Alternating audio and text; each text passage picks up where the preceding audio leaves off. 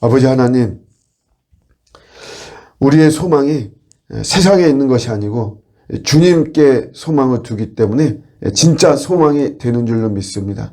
주님께서 저희들의 소망을 잘 헤아려 염마 주시고 또 주님의 때에 맞추어서 이 소망들을 이루게 하실 줄을 믿습니다. 실망하고 낙심하고 우리 스스로 부정적인 생각에 의해서 판단하고 결정 내리지 않게 하시고 언제나 우리의 기도를 들어주시는 주님을 믿고 신뢰하고 의심하지 않으면서 이 소망이 이루어지는 이런 귀한 역사가 오늘 일어나게 하여 주시옵소서. 오늘도 주님의 가르침대로 말씀대로 잘 살아갈 수 있도록 도와주시고 항상 우리는 힘이 없습니다. 능력이 없습니다. 무지합니다. 주님의 힘, 주의 보혈의 권능, 의지해서 오늘도 우리 주님께 영광 돌리고 쓰임받는 복된 하루 되게 하여 주시옵소서. 감사드리고 예수님의 이름으로 기도드립니다. 아멘. 오늘 주시는 말씀은 요한복음 4장 23절과 24절입니다. 요한복음 4장 23절과 24절 말씀. 아버지께 참되게 예배하는 자들은 영과 진리로 예배할 때가 오나니 곧 이때라. 아버지께서는 자기에게 이렇게 예배하는 자들을 찾으시느니라. 하나님은 영이시니 예배하는 자가 영과 진리로 예배할지니라. 아멘. 목마름이 예수님을 통해서 해소가 되는 것을 깨닫고 자연스럽게 대화의 주제가 예배로 넘어갑니다. 유대인들은 예루살렘에서 예배를 드려야 된다. 그 장소를 그렇게 고집을 하고 있었고 사마리아인들은 그리심 산이다. 거기에서 드리는 예배가 하나님이 받으신다. 이렇게 이야기했죠. 그래서 사마리아 여자가 어디에서 예배를 드려야지만이 참된 예배냐 이런 질문인데 예수님께서 대답하시기를 장소가 중요한 것이 아니다. 이거예요. 장소가 아니고 예배의 대상, 누구에게 예배를 드리는 것이냐. 하나님에게 예배를 드리는 것이고 그렇다면 예배자의 태도가 중요한 것이다. 그 마음이 중요하다는 것이죠. 그래서 두 가지의 예배 요소를 알려주고 있습니다. 영과 진리죠. 하나님은 영이시기 때문에 예배하는 자가 영과 진리를 이런 마음으로 이런 태도로 하나님의 예배 드려야만 된다. 영이라고 하는 것은 성령 안에서 이런 말이죠. 하나님의 영입니다. 영이시기 때문에 우리가 육으로 나와서는 안 된다는 것이에요. 육으로만 드리는 예배 그런 것이 아니고 성령 안에서 예배를 드려야 되고 진리라고 하는 것은 예수님을 이야기하는 거죠. 예수님께서 내가 곧 길이요 진리요 생명이시다. 그러니까 예수님이 없는 예배 그건 우리가 참된 예배라고 할 수가 없는 것이죠. 그래서 이 두 가지를 가지고 우리가 결론을 내리자면 그러니까 하나님에게 맞춰야만 되는 것이에요. 예배라고 하는 것은. 그러니까 육이 당연히 영에게 맞춰야만 되는 것이죠. 이것이. 그러니까 인간 중심의 예배. 인간 주도적인 예배.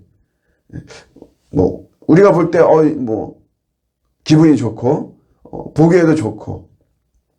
그래서 이것이 우리 참된 예배이다.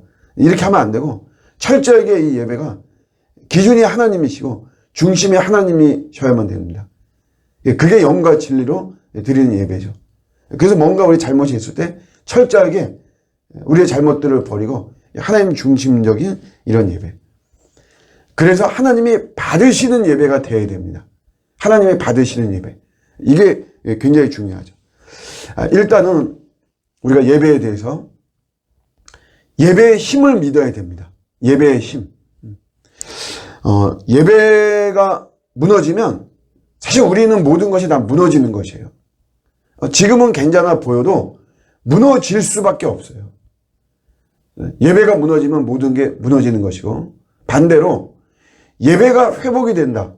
그러면 모든 것이 회복이 되게 돼 있습니다. 지금은 많이 힘들고 무너진 것 같아도 그러나 우리가 다시 예배가 회복이 되면 우리의 삶은 모든 것이 다 회복이 되게 되어 있습니다. 우리가 코로나로 인해서 참 이런 예배가 사실은 뭐 굉장히 많이 약화가 되었습니다. 사실 이런 속에서 우리가 이런 예배자의 태도가 이게 사실 중요한 것이죠. 예전 같은 막 그런 예배, 우리가 막 이런 것을 꿈꾸고 이거에 앞서서 먼저 나의 예배가, 또 우리의 예배가 영과 진리로 드렸던 그런 예배인가, 이런 것을 우리가 돌아보는 게 굉장히 중요하고, 예배자로 세워야 됩니다. 예배자로. 우리의 사명입니다. 예배하는 자를 찾으신다 그랬죠. 오늘 이 시대 하나님이 마땅히 경외를 받으셔야 되는데 하나님이 외면당하시고 있단 말이에요.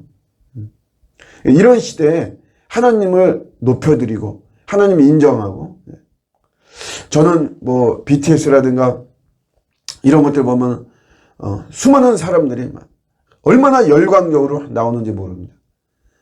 또 뭐 김정일이나 뭐 이런 뭐 것도 보면은 그렇게 환호하고 막 이런 것들, 그 어떤 진정성은 알 수는 없지만 그래도 외적으로 나타나는 모습이 뭐 완전히 뭐 미친 듯이 막 그렇게 제정신으로 저런 것이 가능할까, 이런 생각이 들 정도로.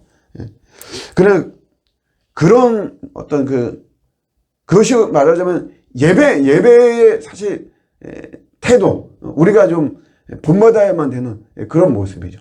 그래서 예배자로 세워져야 돼요. 하나님 예배하는 사람을 찾으시기 때문에 그렇습니다.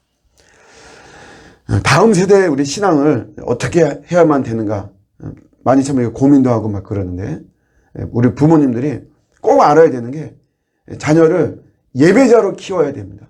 그게 가장 핵심이에요. 예배자로 내가 키우지 않고, 그러고서는 우리 자녀가 뭐 신앙 안에서 잘 되기를 원하고, 뭐 이 땅에서도 잘 되기를 원한다.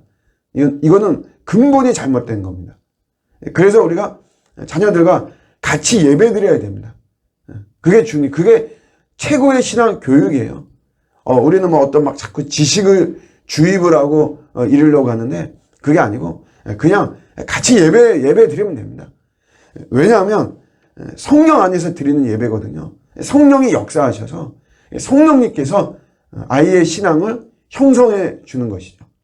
그래서 함께 예배 드리는 게 굉장히 중요합니다. 그러면서 오늘 말씀대로 받으시는 예배가 되어야 돼요. 신앙적인 건 모든 게 다 그렇습니다. 영적인 거는 하나님이 받지 않으시면 의미가 없죠. 우리 엄청난 헌신을 하고 뭐 이런다라고 하더라도 그것이 하나님이 받으시는 것이 아니라면, 아나니아와 삽비라의 예가 대표적인 예입니다. 자기의 소유를 전부 다 땅을 바치는 엄청난 헌신이죠. 그런 거는 뭐 어떤 교회에서도, 한 개교회에서도 흔하게 일어나는 일이 아닙니다. 정말 몇십 년 만에 한 번 일어날까 말까 하는 그런 일인데, 그러나 그것이 하나님이 받으시는 헌신이 아니었죠. 왜냐하면 자기 중심적이었기 때문에. 하나님이 받으시는 게 굉장히 중요합니다. 우리가 예배를 드릴 때 감정도 사실 중요합니다. 내가 은혜를 받았다, 어떤 내 감정으로 느끼는 것이거든요. 그러나 우리가 감정에 속으면 안 되는 것이죠. 또 이거 되게 막 은혜로운 예배다, 이게 자기 감정, 자기가 중심이 되어서 이것이 아니고 철저하게 하나님이 받으시는 것인가. 그래서 예배 개혁이라는 말이 있습니다.